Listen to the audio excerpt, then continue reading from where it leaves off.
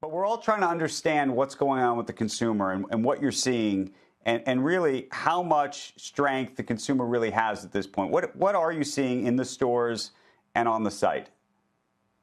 So we're still seeing sort of traffic impaired relative to 2019 levels, although we're seeing consumers get back into normal routines. Particularly, we're seeing more tourism, so more tourist traffic. We're seeing more folks get into sort of daily commuting patterns and sort of going into their office, which helps a lot of our urban stores in particular. That being said, it's not necessarily consistent across the country. We found that on the East Coast, for example, more office workers are back in the office at least 3 days a week than on the West Coast. Right. So how much of your business do you think it was or is dependent on this sort of foot traffic, the tourist piece, the impulse buy of somebody who happens to be actually at the office and there's a store nearby and at lunchtime they go to check it out, relative to those who were literally going there because they needed a pair of glasses?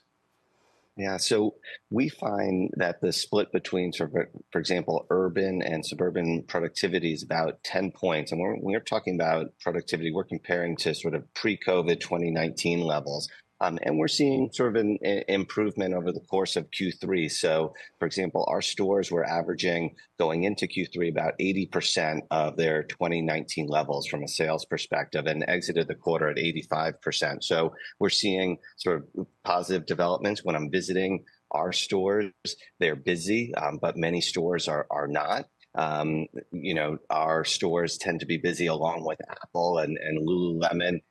And our store teams are doing a fantastic job with the traffic that is there. That traffic tends to be more intentional, and we've seen conversion rates increase dramatically.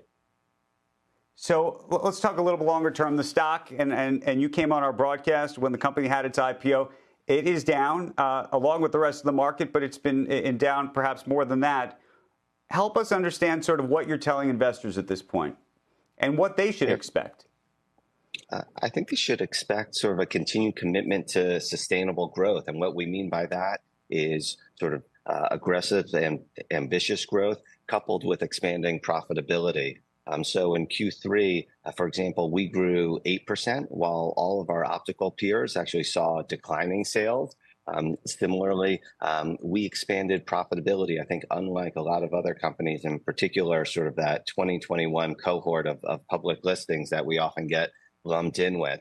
But we saw our sort of adjusted EBITDA expand more than double sort of quarter over quarter to 8% of revenue. So you're going to see that continue to be the baseline that we expand from. So, we're one of the few companies that are going to continue to grow through this challenging period and expand profitability. And so what does that look like in terms of spending for new stores? And what do you think longer term? I don't want to say that the business will ever plateau, but when you start to think about long term, what a pie chart looks like in terms of sales coming off of the DTC business model, which I think is what we all talked about early on, and what has turned largely into a massive brick and mortar business as well. Yeah, so we'll end the year with 200 stores across the U.S. and Canada. There are over 43,000 optical shops in the U.S., so we have a long way to go. And 90% of Americans buy their glasses in stores. So we'll continue to expand. We'll have opened 40 stores this year. Those stores pay back within 20 months and have a four-wall EBITDA of 35+%.